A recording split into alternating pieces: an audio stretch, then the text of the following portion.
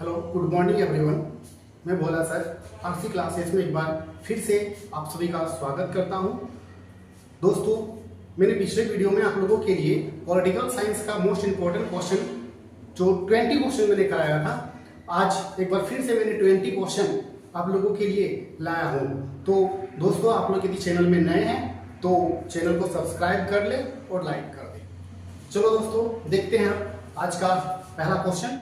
दोस्तों, आप लोगों को पता होगा कि कुछ दिनों के बाद कुछ ही दिन बचा हुआ है, उसके बाद 11th का एग्जाम होने वाला है। और 11th का जो एग्जाम होता है वो 40 मार्क्स का होता है। 40 मार्क्स केवल ऑब्जेक्टिव क्वेश्चन होता है। तो ये 40 मार्क्स आप कैसे लाएं, तो उसके लिए मैंने आज पॉलिटिकल का मोस्ट 20 क्वेश्चन लाया हूं और पिछले वीडियो में मैंने 20 क्वेश्चन डाला हुआ है। और इस तरह का मैं भाग 1, भाग 2 और भाग 3 करके इस तरह एक और भाग 3 में डालने वाला हूं। तो आप वीडियो को लाइक करें और सब्सक्राइब करें। चलो दोस्तों, करते हैं आज की पहले क्वेश्चन। आज का पहला क्वेश्चन है, संविधान सभा की पहली बैठक कब हुई थी। दोस्तों, मैं आपको पिछले वीडियो में बताया था और आज भी बता रहा हूं कि मैंने जो भी क्वेश्चन सेलेक्ट किया है उस क्वेश्चन में जो भी ऑप्शन होगा उस ऑप्शन में भी बहुत सारे क्वेश्चन छुपा हुआ होगा। तो आप ऑप्शन को भी देखना है और क्वेश्चन को भी करना है सही ढंग से। आप सही ढंग से क्वेश्चन को पढ़ेंगे तो आपका ऑप्शन भी क्लियर होगा और ऑप्शन के साथ साथ दूसरे क्वेश्चन को भी आप कवर कर सकते हैं। तो दोस्तों, क्वेश्चन है, संविधान सभा की पहली बैठक कब हुई थी। दोस्तों, मैं बता दूं, संविधान सभा की जो बैठक हुई थी तो वो बैठक 9 दिसंबर 1946 को पहली बैठक हुई थी। लेकिन दोस्तों, मैंने जो ऑप्शन डाला हुआ है वो ऑप्शन कहीं ना कहीं चारों ऑप्शन कुछ ना कुछ कहता है। वो चार ऑप्शन क्या कह रहा है, चलो देखते हैं। पहला ऑप्शन क्या है? पहला ऑप्शन दोस्तों आपका है 26 जनवरी 1950। तो दोस्तों, आपको पता है वो होगा कि 26 जनवरी 1950 को हमारा जो संविधान है पूर्ण रूप से बनकर तैयार हो चुका था और लागू भी कर दिया गया था। तो 26 जनवरी 1950 को जो संविधान हमारा लागू हुआ था वो ये हमारा डेट है 26 जनवरी 1950। 15 अगस्त 1947 के बारे में बोलने की जरूरत नहीं है दोस्तों, आप लोगों को पता ही होगा कि 15 अगस्त 1947 को हमारा देश आजाद हुआ था। तीसरा ऑप्शन क्या कह रहा है? 11 दिसंबर 1946। दोस्तों, 11 दिसंबर 1946 को आपको पता होगा कि 11 दिसंबर 1946 जो है वो संविधान की दूसरी बैठक हुई थी। और दोस्तों, मैं बता दूं, संविधान की जो दूसरी बैठक हुई थी वो 11 दिसंबर 1946 को हुआ था। और इसी दिन संविधान सभा का जो अस्थायी अध्यक्ष था वो डॉक्टर राजेंद्र प्रसाद को चुन लिया गया था। और जो पहली बैठक हुई थी 9 दिसंबर 1946 को, उसमें डॉक्टर सच्चिदानंद सिन्हा जो अस्थायी अध्यक्ष के रूप में केवल 2 दिनों के लिए 9 से 11 के बीच रहे। उसके बाद 11 को डॉक्टर राजेंद्र प्रसाद को मतलब अस्थायी अध्यक्ष के रूप में चुन लिया जाता है। तो चलो दोस्तों, देखते हैं दूसरे क्वेश्चन क्या कहता है। दूसरा क्वेश्चन है दोस्तों, डॉक्टर बी आर अम्बेडकर किस समिति के अध्यक्ष थे। तो दोस्तों, बहुत किसी को पता भी होगा। चलो देखते हैं ऑप्शन क्या कहता है। पहला ऑप्शन है प्रारूप समिति, प्रांतीय समिति, संविधान समिति, हिंदू समाज या इनमें से कोई नहीं। दोस्तों, आप लोगों को पता होगा कि डॉक्टर बी आर अम्बेडकर यानी भीमराव अम्बेडकर प्रारूप समिति के अध्यक्ष थे। दोस्तों, अगला क्वेश्चन पे ध्यान देते हैं। क्वेश्चन नंबर 3, संविधान सभा को कब पारित किया गया। दोस्तों, संविधान सभा को कब पारित किया गया। दोस्तों, पहला ऑप्शन है 9 दिसंबर 1946 को। तो अभी मैंने बताया कि 9 दिसंबर 1946 को क्या हुआ था। दोस्तों, 11 जनवरी 1947, ऐसी मुझे कोई घटना याद नहीं है क्योंकि 11 जनवरी 1947 को हुआ था। 26 जनवरी 1949, 26 जनवरी 1949 सी नंबर का ऑप्शन है 26 जनवरी 1949। और एक डी नंबर का ऑप्शन है 26 जनवरी 1950। दोस्तों, ये दो जो क्वेश्चन है, दो जो ऑप्शन मतलब डाला गया है इस क्वेश्चन में, वो दो ऑप्शन हमेशा स्टूडेंट को क्या करता है, फंसाने का प्रयास करता है, हमेशा कंफ्यूजन में डालने का प्रयास करता है। तो दोस्तों, मैं बता दूं कि संविधान सभा को कब पारित किया गया था। दोस्तों, और एक चीज इसमें देखने की बात है कि जो पारित वर्ड है वो एग्जाम में पारित लिखा हुआ बहुत कम ही होता है, वहां अंगकृत वर्ड लिखा हुआ रहता है, वहां अंगकृत वर्ड लिखा हुआ रहता है। तो आपको समझना होगा कि पारित और अंगकृत वर्ड एक ही होता है। तो दोस्तों 26 नवंबर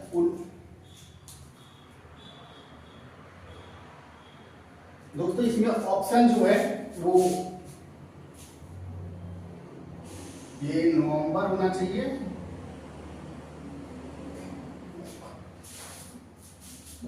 26 नवंबर 1949 इसका ये राइट आंसर होगा। और 26 जनवरी 1950 को हमारा संविधान जो था वो पूर्ण रूप से लागू हो चुका था। दोस्तों चलते हैं चौथा क्वेश्चन के।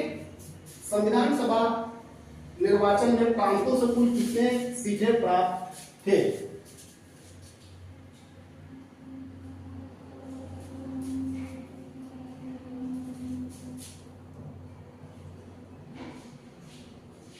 यहां होनी चाहिए कांग्रेस को कुल कितने सीटें प्राप्त हुए थे। तो दोस्तों क्वेश्चन है संविधान सभा के जो चुनाव हुए थे पहले चुनाव में जब जनता के द्वारा किया गया तो उस टाइम पर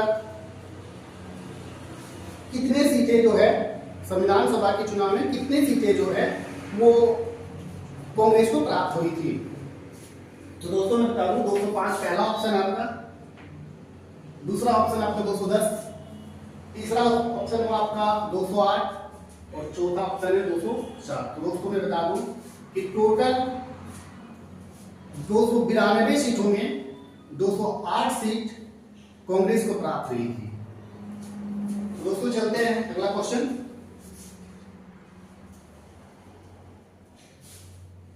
क्वेश्चन नंबर 5 संविधान सभा में उद्देश्य प्रस्ताव को किसने प्रस्तुत किया और कब किया? तो इस क्वेश्चन में कब प्रस्तुत किया गया, तो क्वेश्चन कब प्रस्तुत किया गया या किसने प्रस्तुत किया ये भी पूछा जा सकता है। तो दोस्तों चलते हैं दोनों का हम सॉल्यूशन बताएंगे। दोस्तों पहला ऑप्शन है 9 दिसंबर 1946। तो 9 दिसंबर 1946 तो पहली बैठक हुई थी, तो पहली बैठक में उद्देश्य प्रस्ताव को प्रस्तुत नहीं किया गया था। दूसरी बैठक 11 दिसंबर 1946 को इस बैठक में भी उद्देश्य प्रस्ताव को प्रस्तुत नहीं किया गया। दोस्तों 13 दिसंबर 1946 को उद्देश्य प्रस्ताव को पंडित जवाहरलाल नेहरू के द्वारा प्रस्तुत किया गया था। तो आप याद रखिए एक साथ दो क्वेश्चन का आंसर मिलेगा आपको। इसके बाद चलते हैं क्वेश्चन नंबर 6। संविधान सभा में ब्रिटिश प्रांतों से कितना सदस्य थे? दोस्तों संविधान सभा में ब्रिटिश प्रांतों से कितने सदस्य थे? तो मैं बता दूं कि ब्रिटिश प्रांत से 292 सदस्य थे। दोस्तों और है कि इसमें 4 ऑप्शन डाला गया है, चारों ऑप्शन आपके काम की चीजें हैं, चारों ऑप्शन आपके काम की चीजें हैं। आपका पहला ऑप्शन जो है वो है 389 जो 390 भी बोला जाता है। तो 390 कुल सदस्य थे। यदि क्वेश्चन आ जाता है कि संविधान सभा के निर्माण के समय कुल सदस्यों की संख्या कितनी थी, तो 390, यही हम लोग करेंगे 389। और यदि पूछा जाए कि प्रांतों से संविधान सभा में ब्रिटिश प्रांतों से, तो ब्रिटिश प्रांत इसलिए कहा जाता है दोस्तों, ब्रिटिश प्रांत इसलिए कहा जाता है क्योंकि उस टाइम तो देश आजाद हुआ नहीं था, तो हम लोग ब्रिटिश के अंतर्गत रहते थे, इसलिए ब्रिटिश प्रांत के अंतर्गत ही कहा जाता है। थे ये लोग भारतीय ही, लेकिन ब्रिटिश के अंतर्गत थे, तो इसलिए ब्रिटिश प्रांत के रूप में जाना जाता है, कहा जाता है। तो कितने सदस्य थे? तो 292 थे ब्रिटिश प्रांत से। दोस्तों एक ऑप्शन दिया गया है 284। 284 क्या है दोस्तों? 284 सदस्य जो थे संविधान सभा का जब निर्माण हुआ ना, तो यही 284 सदस्य जो थे उन्होंने हस्ताक्षर किया था। और मैं बता दूं इसमें एक और वेरी वेरी इंपॉर्टेंट क्वेश्चन कि हस्ताक्षर तो 284 सदस्यों ने किया था। पहला वो शख्स कौन था जिन्होंने संविधान सभा के हस्ताक्षर में पहला स्थान रखा था, मतलब पहला हस्ताक्षर किसी शख्स का था, तो शख्स का नाम बताना है। तो मैं बता दूं कि पंडित जवाहरलाल नेहरू वो फर्स्ट शख्स था जिन्हें आमंत्रित किया गया पहले हस्ताक्षर के लिए। दोस्तों 93 क्या था? 93 ये आदेशी रियासतों के लिए था। दोस्तों मैं देशी रियासत के बारे में बता देता हूँ थोड़ा सा कि ये कुछ राज्यों में राजा महाराजाओं का भी राज चल रहा था, तो उन लोगों को ये भी कुछ सीटें दी गई थी। इन्हें मनोनीत, इनके लिए कोई निर्वाचित वगैरह की जरूरत नहीं पड़ता, इन्हें मनोनीत किया जाता। तो हो सके क्वेश्चन पूछा जाए कि इनमें से किन्हें मनोनीत के द्वारा चुना गया था संविधान सभा में, तो यही वो 93 सदस्य थे। तो दोस्तों में अब थोड़ा सा ध्यान देना है कि टोटल यदि 390 सदस्य थे तो 390 में 292 आपका हो गया ब्रिटिश प्रांत, 93 हो गया आपका देशी रियासत वाले, तो कितना हो गया 292 93, ये हो गया आपका 285। दोस्तों 285 तो 4 कहां गया दोस्तों, यदि टोटल 390 था तो 4 कहां गया दोस्तों, मैं बता देता हूं कि 4 जो था वो केंद्र शासित प्रदेश से 4 मेंबरशिप को लिया गया था, तो वो 4 मिला करके 389 किया गया था, तो टोटल 390 सीट। तो ये याद रखना, वेरी वेरी इंपॉर्टेंट क्वेश्चन आप लोगों के लिए। चलते हैं क्वेश्चन नंबर 7 में। संविधान सभा का अंतिम बैठक कब हुई थी दोस्तों? संविधान सभा की जो अंतिम बैठक हुई थी वो कब हुई थी, क्वेश्चन ये पूछा जा रहा है। चलते हैं ऑप्शन की ओर। पहला ऑप्शन है 24 जनवरी 1950, 24 जनवरी 1950। दूसरा है 26 नवंबर 1950, 15 अगस्त 1947 और चौथा है आपका 26 जनवरी 1950। तो मैं बता दूं दोस्तों कि जो अंतिम बैठक हुई थी संविधान सभा की वो 24 जनवरी 1950 हुई थी। और इस तथ्य से मैं बहुत सारे फैक्ट को लाके के सामने रखने का प्रयास करता हूं कि 24 जनवरी 1950 को क्या क्या घटनाएं हुई थी। तो दोस्तों 24 जनवरी 1950 को जो हम लोग आज राष्ट्रीय गीत या राष्ट्रीय गान के रूप में अपनाते हैं, इसी तारीख इसी दिन को ये अपनाया गया था। और हमारा जो देश की जो प्रथम राष्ट्रपति थे डॉक्टर राजेंद्र प्रसाद, उन्हें भी इसी तारीख को अपनाया गया था। आइए चलते हैं दूसरा क्वेश्चन की ओर। क्वेश्चन नंबर 8 क्या कहता है, कौन से संविधान संशोधन के तहत 6 से 14 वर्ष के बच्चों के लिए निःशुल्क शिक्षा की व्यवस्था किया गया है? दोस्तों वेरी वेरी इंपॉर्टेंट क्वेश्चन है कि कौन से संशोधन के तहत जो 6 से 14 साल के बच्चे को निःशुल्क शिक्षा की व्यवस्था की गई है। तो ये कौन सा संशोधन में किया गया दोस्तों? चलते हैं ऑप्शन की ओर। 61, तो मैंने पिछले वीडियो में भी बताया था कि 61 जो है वो 21 से 18 जो मत देने के अधिकार है ना, वो पहले 21 हुआ करता था, वो 18 कर दिया गया। ये 61वें संशोधन के माध्यम से किया गया था। 42वें संशोधन के अंतर्गत मैंने बहुत सारे तथ्य बताया कि मौलिक कर्तव्य, अखंडता, सामाजिकता और भी बहुत सारे तथ्य को जोड़ा गया था, तो ये नहीं था। उसके बाद 86वें संशोधन क्या कहता है? 86वें संशोधन जो 2002 में ये किया गया और यही संशोधन में जो 6 से 14 साल के बच्चों को बिल्कुल निःशुल्क शिक्षा की व्यवस्था की गई। तो चलो दोस्तों आगे क्वेश्चन को देखते हैं। क्वेश्चन नंबर 9 क्या कहता है, वर्तमान में हमारे संविधान में कुल कितने मौलिक कर्तव्य है? वर्तमान में हमारे संविधान में कुल कितने मौलिक कर्तव्य है? तो दोस्तों बता दूं कि मौलिक कर्तव्य हमारे अभी वर्तमान में 11 है और जहां तक हमको जानकारी है कि पिछले ईयर ये क्वेश्चन पूछा भी गया था, तो दोस्तों मौलिक कर्तव्य क्या होता है? ये एक संविधान द्वारा बनाए गए कर्तव्य, जिन्हें पालन करे ना करे, पालन करना ही कर्तव्य कहलाता है, या पालन करे ना करे वो अलग चीज है, लेकिन पालन करनी चाहिए। जैसे एक मौलिक कर्तव्य के एग्जांपल के रूप में मैं बता दूं कि जब झंडा को फहराया जाता है या राष्ट्रीय गान गाया जाता है तो हमारा कर्तव्य क्या बनता है कि हम खड़े होकर के उनकी सम्मान करें। अब सम्मान करना ना करना ये आप पे डिपेंड है, लेकिन हमारा कर्तव्य यही कहता है कि हमें सम्मान करने को देखा है। क्वेश्चन नंबर 10 क्या कहता है, मूल संविधान में कुल कितने अनुच्छेद थे? मूल संविधान में कुल कितने अनुच्छेद थे? तो जब हमारा संविधान बन रहा था दोस्तों, तो मैं बता दूं कि जब संविधान बन रहा था तो कुल जो अनुच्छेद था वो था 395। वो कितने थे? 395। क्वेश्चन नंबर 10 क्या कह रहा है दोस्तों, मौलिक अधिकार में संशोधन करने में कौन सक्षम है?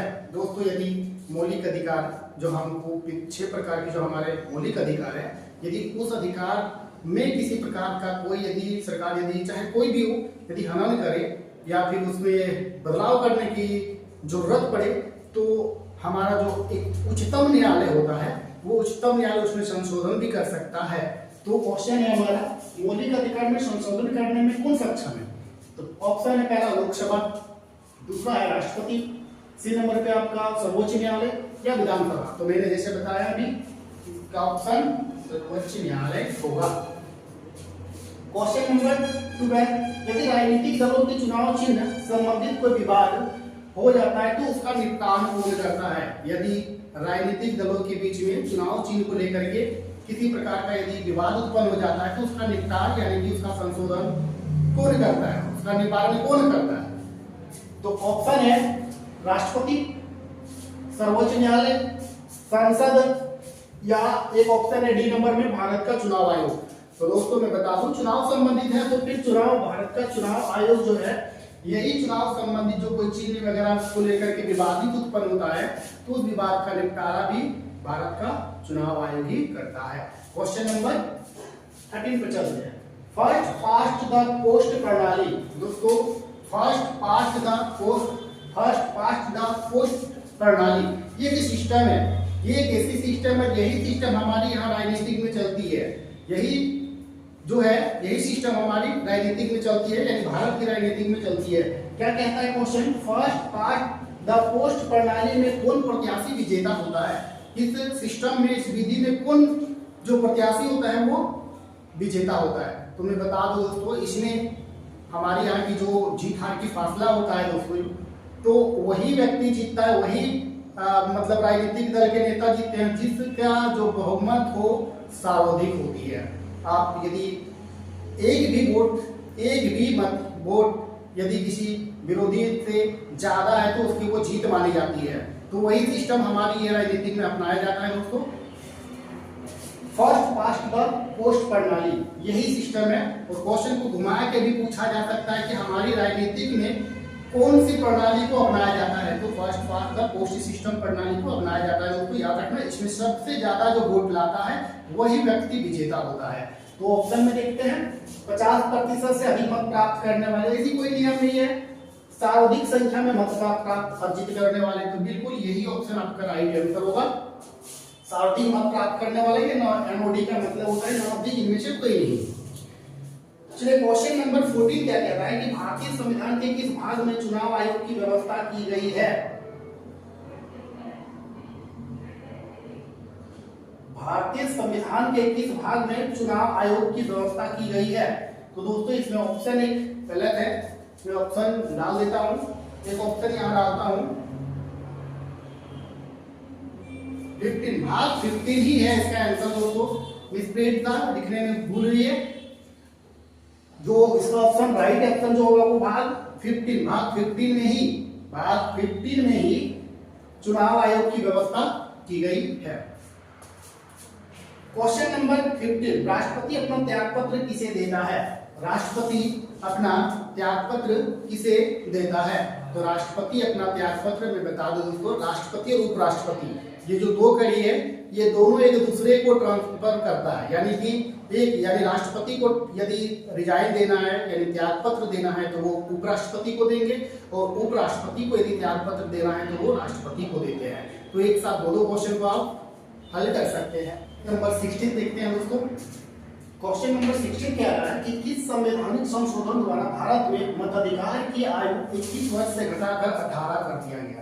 यानी किस संवैधानिक संशोधन द्वारा 21 वर्ष से 18 वर्ष कर दिया गया? यानी मत देने की जो अधिकार था पहले 21 वर्ष हुआ करता था, लेकिन अब वो 18 साल है। आप सबको पता है कि 18 साल में ही वोट देने की अधिकार है। तो 18 साल ये कब किया गया? पहले कितनी था? तो पहले 21 था, 18 हो गया, कब हुआ? और किस संशोधन में किया गया? तो यहाँ तो क्वेश्चन संशोधन पूछा है, उसके साथ साथ मैं ये भी बताऊंगा कि ये कब किया गया था।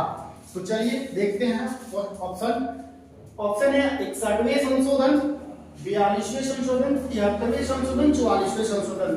दोस्तों बता चुके हैं 44वें जो संशोधन है उसमें संपत्ति के अधिकार जो था उस संपत्ति के अधिकार को खारिज कर दिया गया और कानूनी अधिकार में उसको रख दिया गया। 73वें संशोधन में मैंने बताया है कि 73वें संशोधन जो है वो पंचायती राज व्यवस्था से बिलोंग करता है, पंचायती राज व्यवस्था अपनाता है, जिसमें ग्रामीण क्षेत्र को देखा जाता है। 73 और 74 जो है उसमें आपका शहरी क्षेत्र के बारे में बताया गया। मैंने पिछले वीडियो में एक क्वेश्चन डाला हुआ था। एक बी ऑप्शन में है 42वें संशोधन। और एक ऑप्शन है तुम्हारा 61वें। 42वें संशोधन में मैंने बहुत सारी चीजें बताया है, और 61वें जो संशोधन है वो 61वें संशोधन ही एक ऐसा संशोधन था जिसमें जो मत देने के अधिकार था वो 21 से घटा करके 18 कर दिया गया था, और वो ईयर था 1990, 1989। याद रखना ये था 1989 में ही ये क्या गया था, यही ऑप्शन आपका बिल्कुल राइट होगा। तो दोस्तों चलते हैं क्वेश्चन नंबर 17 क्या कह रहा है कि संवैधानिक संशोधन द्वारा यह अनिवार्य कर दिया गया कि राष्ट्रपति अपने मंत्रियों की सलाह के बगैर कोई काम नहीं कर सकता है, यानी कि सलाह का कार्य करेगा, यानी सलाह लेना ही पड़ेगा। यानी कि साफ साफ ये कौन से संशोधन में ऐसा कहा गया कि राष्ट्रपति जो है वो मंत्रियों के सलाह के साथ ही काम करेगा। ऐसा क्यों हुआ दोस्तों, ऐसा क्यों हुआ कि राष्ट्रपति को मजबूर होना पड़ रहा है कि वो मंत्रियों से सलाह ले तभी जाकर के वो कार्य करे।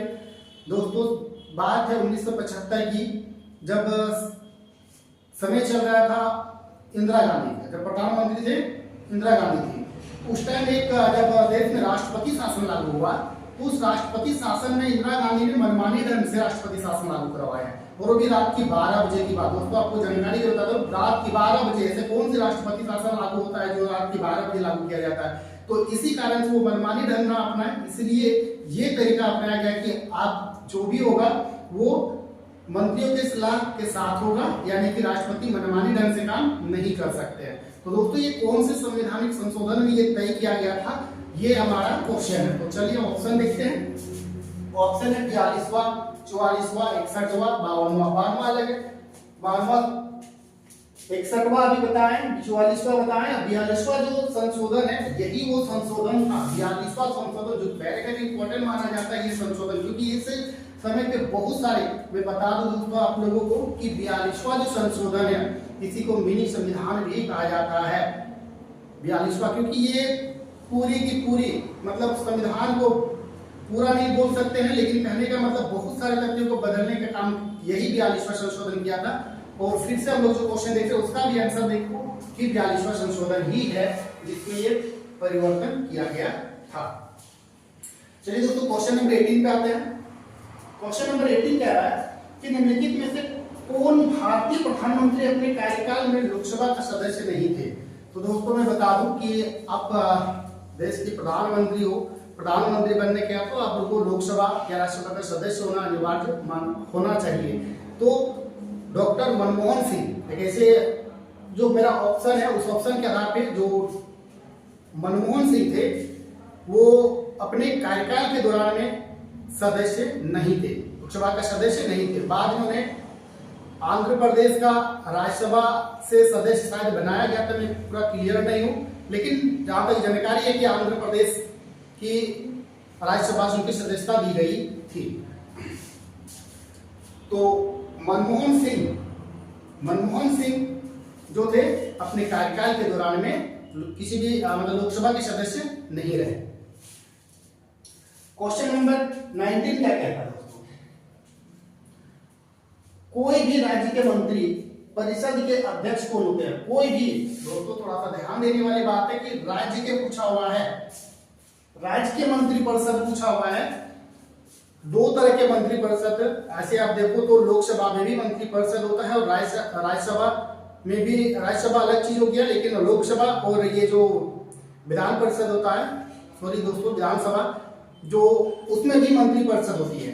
तो जो विधानसभा होता है, विधानसभा की जो मंत्री परिषद होता है वो उसकी जो मालिक होती है यानी कि जो अध्यक्ष होती है वो मुख्यमंत्री होती है, और लोकसभा के जो मंत्री परिषद होती है उस मंत्री परिषद का जो अध्यक्ष होता है वो होता है प्रधानमंत्री। वर्तमान जो भी प्रधानमंत्री होंगे वही होंगे, और वर्तमान मुख्यमंत्री जो होगा वो राज्य के मंत्रिपरिषद के अध्यक्ष होंगे। क्वेश्चन नंबर 20 क्या कहता है दोस्तों, किसने कहा कि राज्यपाल सोने के पिंजरे में बंद चिड़िया के समान है। किसने कहा कि राज्यपाल सोने के पिंजरे में बंद चिड़िया के समान है। किसने ये कथन कहा था, महात्मा गांधी, मोरारजी देसाई, सरोजिनी नायडू या फिर पंडित नेहरू जी ने कहा था। यानी पंडित जवाहरलाल नेहरू पूरा नाम है, तो महात्मा गांधी, मोरारजी देसाई, सरोजिनी नायडू और पंडित नेहरू, ये चार ऑप्शन आपके पास है। और ये चार ऑप्शन क्या कह रहा है कि किसने कहा कि राज्यपाल सोने के पीने मत, यानी कि किसने ये कथन कहा था? तो दोस्तों मैं बता दूं कि सरोजिनी नायडू, जिन्होंने ये कथन कहा था कि जो राज्यपाल है वो बिल्कुल एक सोने की चिड़िया में बंद चिड़िया के समान है, मतलब एक तुलना किया गया था। तो मैं बता दूं कि सरोजिनी नायडू हमारे देश के प्रथम महिला राज्यपाल थी। दोस्तों अंतिम में आप लोगों के लिए एक शानदार सा क्वेश्चन लेकर के आया हूँ। क्वेश्चन है, स्वतंत्र भारत के प्रथम भारतीय गवर्नर जनरल कौन थे? तो आपको बताना है कि स्वतंत्र भारत के प्रथम भारतीय गवर्नर जनरल कौन थे। दोस्तों आपको इसका उत्तर कमेंट में देना है, कमेंट में बताएं कि इसका सही उत्तर क्या होगा। Thank you. और यदि चैनल में आप नए हैं तो चैनल को सब्सक्राइब कर ले और लाइक कर दे। धन्यवाद।